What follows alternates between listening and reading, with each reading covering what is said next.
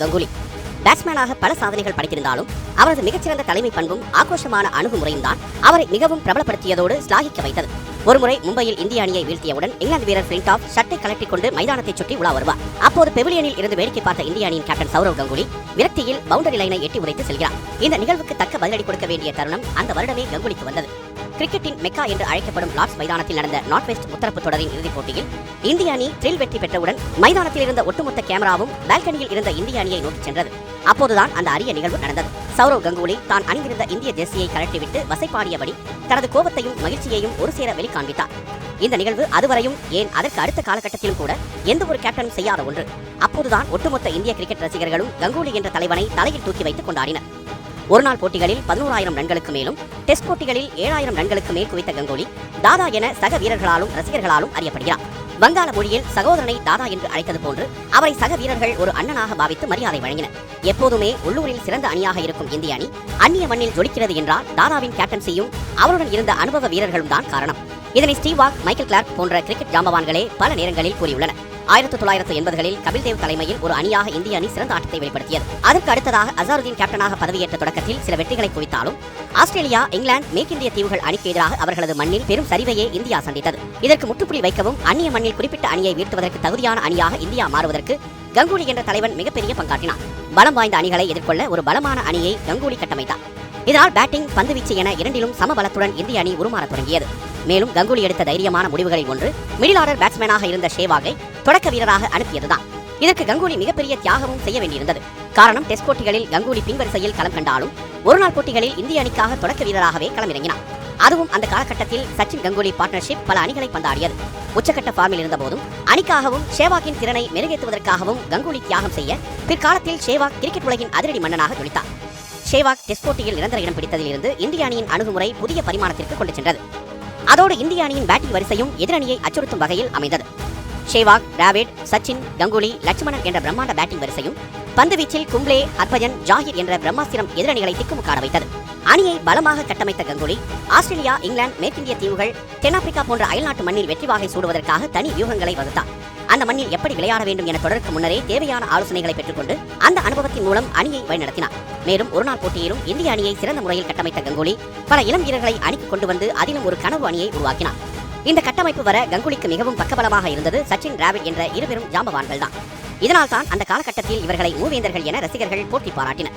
அனுபவம், இளமை என கலந்த இந்திய அணி உருவாக்க திட்டமிட்ட கங்குலி அணி நிர்வாகத்திடம் சண்டையிட்டும் திறமையை கண்டறிந்தும் வீரர்களை தேர்வு செய்தார். இதற்கு பலனாக கிடைத்ததுதான் ஷேவாக், யுவராஜ், கைஃப், தோனி, கம்பீர், ஹர்பஜன், ஜாகிர், இர்ஃபான் பத்தான் போன்ற பொக்கிஷங்கள்.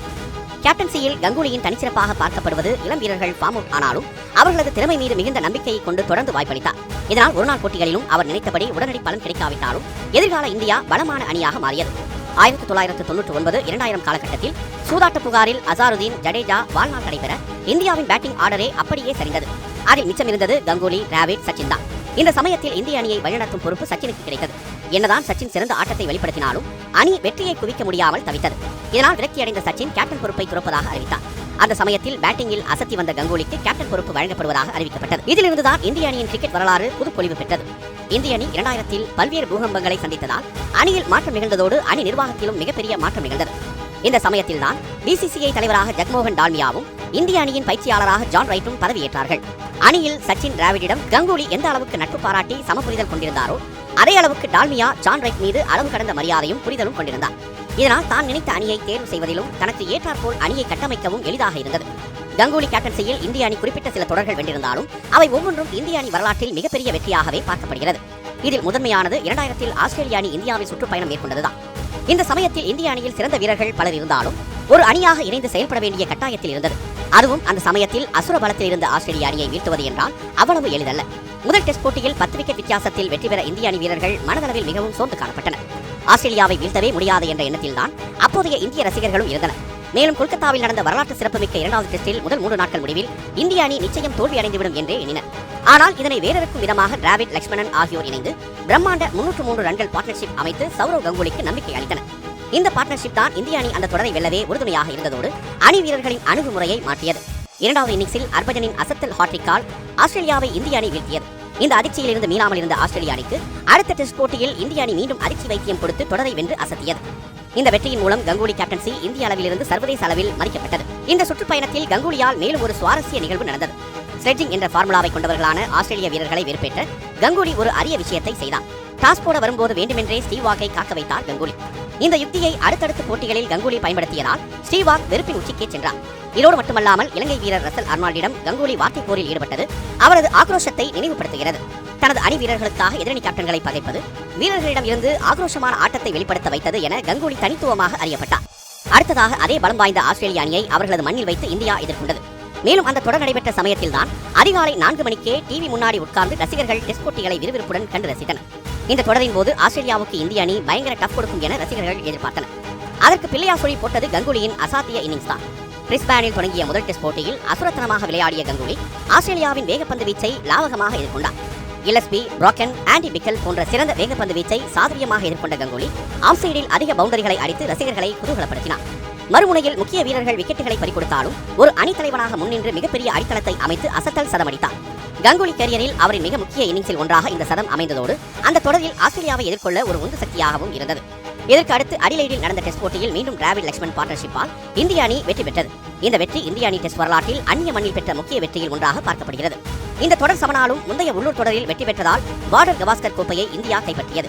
இதனிடையே 2002ஆம் ஆண்டில் இங்கிலாந்தில் நடைபெற்ற நார்த் வெஸ்ட் முத்தரப்பு தொடரில் ஒரு கேப்டனாக கங்குலி இந்திய அணிக்கு கோப்பையை வென்று கொடுக்க அரிய வாய்ப்பு கிட்டியது. ஆனால் தொடரின் இறுதிப் போட்டியில் முதலில் பேட்டிங் செய்த இங்கிலாந்து அணி 325 ரன்கள் குவித்து கங்குலியின் கனவுக்கு முட்டுக்கட்டை போட்டது. அந்த காலகட்டத்தில் 326 என்பது எட்ட முடியாத மிகப்பெரிய ஸ்கோராக பார்க்கப்பட்டது. அதிலும் இங்கிலாந்திடம் பலம் வாய்ந்த பந்துவீச்சு இருந்ததால் இந்தியா தோற்றுவிடும் என்றே பெரும்பாலானோர் கருதினர். ஆனால் சற்றும் நம்பிக்கை தளராத கேப்டன் கங்குலி தொடக்க ஆட்டக்காரராக சேவாகுடன் இணைந்து அதிரடி ஆக்ரோஷ ஆட்டத்தை வெளிப்படுத்தினார். இங்கிலாந்து பந்துவீச்சை இருவரும் பயப்படாமல் நாலா பக்கமும் அடித்து விரட்டியது அந்த அணி வீரர்கள் வயிற்றில் புலியை கரைத்தது. ஆட்டம் இந்தியாவுக்கு சாதகமாக போய்கொண்டிருக்க கங்குலி மட்டும் 43 பந்துகளில் ஒரு சிக்ஸர் 10 பவுண்டரிகளுடன் 60 ரன்கள் எடுத்திருந்த போது ஆட்டம் இழந்தார். இதற்கு அடுத்ததாக சேவாகும் ஆட்டம் இழக்க ஒட்டுமொத்த இந்தியாவுமே சச்சின் மீதே நம்பிக்கை வைத்திருந்தது. ஆனால் அவரும் இந்த முறை கை கொடுக்க தவறியதால் 146 ரன்களுக்கு 5 விக்கெட் இழந்து தடுமாறியது. சச்சின் அவுட் ஆனதால் எப்போதும் போல இந்தியா தோற்றுவிடும் என்று கருதிய பெரும்பாலான ரசிகர்கள் டிவியை ஆஃப் செய்துவிட்டு சோகத்துடன் தூங்கச் சென்றனர். ஆனால் அதற்கு அடுத்ததுதான் கங்குலி பெரிதும் நம்பிய இளம் கூட்டணி ஒரு மேஜிக் நிகழ்த்தி இந்திய அணிக்கு நம்பிக்கை அளித்தது. இலக்கை நினைத்து அச்சமடையாத யுவராஜும் கைஃபும் தைரியத்துடன் இங்கிலாந்து வீரர்களை எதிர்கொண்டு அணியை வெற்றிக்கு அருகே அழைத்துச் சென்றனர். இறுதி நேரத்தில் யுவராஜ் வெளியேற கேப்டன் கங்குலி லார்ட்ஸ் மைதான பால்கனியில் நகத்தை கடித்துக் கொண்டவாறு சோகத்தில் இருந்தார். இருப்பினும் கைஃப் தொடர்ந்து அதிரடியாக விளையாடி இந்திய அணியை வெற்றிக்கு அழைத்துச் சென்றார். இதற்கு அடுத்த நிகழ்வுகள் எல்லாமே இந்திய கிரிக்கெட்டின் வரலாற்று பொக்கிஷம். 2004இல் பரம போட்டியாளரான பாகிஸ்தானில் கங்குலி தலைமையில் சுற்றுப்பயணம் மேற்கொண்ட இந்திய அணி பாகிஸ்தான் மண்ணிலேயே அவர்களுக்கு ஆட்டம் காட்டி ஒருநாள் மற்றும் டெஸ்ட் தொடரை வென்று அசத்தியது. இதில் ஒருநாள் தொடரில் கடைசி போட்டியில் ஃபீல்டிங் செய்தபோது பந்து மீது விழுந்த கங்குலி காயமடைந்து போட்டியின் நடுவிலேயே ஸ்ட்ரெச்சரில் தூக்கிச் செல்லப்பட்ட சம்பவம் ரசிகர்களை பதற வைத்தது நினைவு கூறத்தக்க ஒன்றாக அமைந்தது. கங்குலி கேப்டன்சியில் இந்திய அணி எட்டிய மேலும் ஒரு மைல்கல் என்றால் அது 2002ஆம் ஆண்டு மினி உலகக்கோப்பையை இலங்கையுடன் இணைந்து வென்றதுதான். இதேபோல 2003ஆம் ஆண்டு உலகக்கோப்பையில் வீரநடை போட்டு இறுதிப் போட்டிக்கு தகுதி பெற்ற இந்திய அணி ஃபைனலில் பலம் வாய்ந்த ஆஸ்திரேலியாவிடம் படுதோல்வி அடைந்தது. இந்த 2 நிகழ்வுகளால் கங்குலி ஒரு ராசியில்லாத கேப்டன் எனவும் பேசப்பட்டார். காரணம், மினி உலகக்கோப்பை இறுதிப் போட்டியில் இந்திய அணி வெற்றி பெறும் சூழல் இருந்தபோது மழையால் 2 முறையும் இறுதிப் போட்டி ரத்தானது. அதேபோல உலகக்கோப்பை இறுதியில் டாஸ் வென்று பந்துவீச்சை தேர்வு செய்தது மிகவும் மோசமான முடிவு என கங்குலி விமர்சிக்கப்பட்டார். மன்னர் குடும்பத்தில் பிறந்தவரான கங்குலி தனது சகோதரர் மேற்கொண்ட பற்றாலும் அவர் கிரிக்கெட்டில் காட்டிய ஆர்வத்தாலும் தானும் ஒரு கிரிக்கெட் வீரராக விரும்பினார். இருப்பினும் இவரது முடிவுக்கு குடும்பத்தார் முதலில் எதிர்ப்பு தெரிவிக்க சகோதரரின் முயற்சியால் ஒரு கிரிக்கெட்டராக மாறினார். இளம் வயதிலேயே மேற்கு வங்க அணிக்கு தேர்வான கங்குலி அண்டர் 15, அண்டர் 19 தேசிய அளவில் பல்வேறு போட்டிகளில் பங்கேற்றார். இந்த சமயத்தில்தான் சச்சினுக்கும் கங்குலிக்கும் இடையே நட்பு ஏற்பட்டது. இருப்பினும் கங்குலிக்கு முதன்முதலாக 1992ஆம் ஆண்டு மேற்கிந்திய தீவுகளுக்கு எதிரான தொடரில் வாய்ப்பு கிடைத்தது. அந்த போட்டியில் வெறும் 3 ரன்கள் மட்டுமே எடுத்து ஆட்டம் இழந்ததால் அணியிலிருந்து நீக்கப்பட்டார். இதற்கு நவ்ஜோத் சிங் சித்துவின் ஆதிக்கமும் முக்கிய காரணம். இதனையடுத்து மேலும் உள்ளூர் போட்டிகளில் தன்னை ஈடுபடுத்திக் கொண்ட கங்குலி ரஞ்சி கோப்பை போன்ற உள்ளூர் தொடர்களில் அதிக அளவில் ரன்களை குவித்தார். இதனால் 1996ஆம் ஆண்டில் இங்கிலாந்தில் சுற்றுப்பயணம் மேற்கொண்ட இந்திய அணியில் கங்குலிக்கு வாய்ப்பு வழங்கப்பட்டது. இதில் முதல் போட்டியில் வாய்ப்பு மறுக்கப்பட 2வது போட்டியில் 3வது வீரராக கங்குலி களமிறக்கப்பட்டார். அரும்பு மீசையுடன் லார்ட்ஸ் மைதானத்தில் வீரநடை போட்ட கங்குலியை அதுவரை அந்த மைதானம் அறிந்திருக்காது. ஆனால் அந்த இன்னிங்ஸில் அவர் அடித்த ஒவ்வொரு ஷாட்களும் இங்கிலாந்து ரசிகர்களையே கைத்தட்டி ஆரவாரம் செய்ய வைத்தது. இந்த போட்டி கங்குலிக்கு அறிமுக டெஸ்ட் என்றாலும் ஒரு சீனியர் வீரர் போன்று விளையாடி சதமடித்து ரசிகர்களை கவர்ந்தார். இந்த போட்டியில்தான் அறிமுக நாயகனாக டிராவிடும் களமிறங்கி கிளாஸான ஆட்டத்தை வெளிப்படுத்தினார். இருப்பினும் சதமடித்து இந்திய அணியில் நிரந்தர இடம் பிடிக்க டிராவிடிற்கு சில நாட்கள் காத்திருக்க வேண்டிய சூழல் ஏற்பட்டது. இருப்பினும் இதற்கு அடுத்ததாக கங்குலி டிராவிட் நட்பு களத்திலும் களத்திற்கு வெளியிலும் தொடர்ந்து கொண்டே இருந்தது. குறிப்பாக 1999ஆம் ஆண்டு நடந்த உலகக்கோப்பையில் இலங்கை அணிக்கு எதிரான போட்டியில் டிராவிடுடன் இணைந்து கங்குலி பார்ட்னர்ஷிப் அமைத்து 317 ரன்கள் சேர்த்தது ஒரு வரலாற்று சாதனையாக இருந்தது. அதிலும் கங்குலி குவித்த 183 ரன்கள் ஒருநாள் போட்டியில் அவரது சிறந்த ஸ்கோராக அமைந்தது. கவர்ஸில் லாவகமாக பவுண்டரி அடிப்பது, ஸ்டம்பை விட்டு விலகி எக்ஸ்ட்ரா கவர்ஸில் தூக்கி அடித்து பந்தை பவுண்டரிக்கு விரட்டுவது, சுழற்பந்து வீச்சில் இறங்கி வந்து அடித்து பந்தை மைதானத்தை விட்டு வெளியேற்றுவது என கண்கவர் ஷாட்களால் ரசிகர்களை ஈர்த்தார் கங்குலி. அதிலும் உச்சக்கட்ட ஃபார்மில் இருந்த சமயத்தில் ஸ்பின்னில் தலை சிறந்தவர்களான வார்னே, முரளிதரனின் பந்து வீச்சை நாலாபுரமும் விரட்டியது கங்குலி என ரசிகர்கள் கொண்டாட வைத்தது. கங்குலி ஆஃப் சைடில் அடிக்கும் ஷாட்களை பலர் போற்றி வந்த சமயத்தில் கங்குலி ஆஃப் சைடின் கடவுள் என டிராவிட் ஸ்லாகித்தார். அந்த அளவுக்கு ஆஃப் சைடில் மிகவும் பலம் வாய்ந்த வீரராக கங்குலி இருந்தார். ஆனால் கங்குலிக்கு அதுவே சில நேரங்களில் பின்னடைவாகவும் அமைந்தது. ஃபார்மில் இருக்கும்போது சிறப்பான ஆட்டத்தை வெளிப்படுத்தும் கங்குலி ஃபார்ம் அவுட் ஆனால் வேகப்பந்து வீச்சில் கடுமையாக தடுமாறினார். அதிலும் பவுன்சர் பந்து வீச்சை எதிர்கொள்வதிலும் ஸ்விங் பந்தை எதிர்கொள்வதிலும் மிகவும் சிரமப்பட்டார். கங்குலி பேட்ஸ்மேனாக பல சாதனைகளை படைத்தாலும் பந்து வீச்சு மூலமும் ரசிகர்களை கவர்ந்துள்ளார். நெஞ்சில் கை வைத்தபடி கங்குலி ஓடி வந்து பந்து வீசுவதை அவரது ரசிகர்கள் வாழ்நாளில் பலமுறை செய்து காட்டியுள்ளனர். பல போட்டிகளில் விக்கெட் வீழ்த்த முடியாமல் அணி திணறிய போது திடீரென பந்து வீசி மேஜிக் நிகழ்த்தும் கோல்டன் ஹேண்டாக கங்குலி திகழ்ந்தார். அதிலும் குறிப்பாக 1997 பாகிஸ்தானுக்கு எதிராக கனடாவில் நடந்த போட்டியில் அசாத்தியமாக பந்து வீசிய கங்குலி 5 விக்கெட்டுகளை வீழ்த்தி பாகிஸ்தான் அணியை வீழ்த்துவதற்கு முக்கிய காரணமாக அமைந்தார். இந்திய அணிக்கு சச்சின் சேவாக் என்ற கூட்டணி அமைப்பதற்கு முன்னரே ஒரு வரலாற்று சிறப்புமிக்க கூட்டணி என்றால் அது சச்சின் கங்குலி பார்ட்னர்ஷிப் தான். இன்று வரை இந்த கூட்டணிக்கு என தனி ரசிகர் பட்டாளமே இருந்துள்ளது. இருவரும் இணைந்து ஜிம்பாப்வே அணியை துவம்சம் செய்ததில் இருந்து பல்வேறு போட்டிகளில் ரன்களை எக்கச்சக்கமாக சேகரித்துள்ளனர். மேலும் கிரிக்கெட் வரலாற்றில் கங்குலியும் சச்சினும் இணைந்து 8227 ரன்கள் குவித்ததே இன்றளவும் அசைக்க முடியாத சாதனையாக இருந்து வருகிறது. குறிப்பாக கங்குலிக்கு 1999 ஆண்டில் ஆஸ்திரேலியாவில் நடந்த தொடரில் பாகிஸ்தானுக்கு எதிராக 141 ரன்கள் அடித்தது, 2002 நடந்த மினி உலகக்கோப்பையில் இங்கிலாந்து அணிக்கு எதிராக சேவாகுடன் சேர்ந்து அதிரடி சதம் அடித்தது கங்குலி வாழ்நாளில் நினைவு கூறும் இன்னிங்ஸ் என கூறலாம்.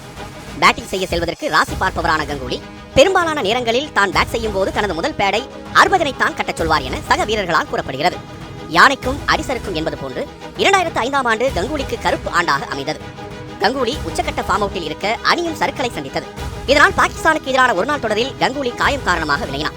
ஆனால் கங்குலி மோசமான ஃபார்மில் இருந்ததால் நீக்கப்பட்டார் என பேசப்பட்டார். இந்த சமயத்தில் பயிற்சியாளராக இருந்த சேப்பல் கங்குலியின் செயல்பாடு பிடிக்கவில்லை எனவும் மோசமாக விளையாடுகிறார் என கூற கங்குலி அணியில் இருந்து நீக்கப்பட்டார்.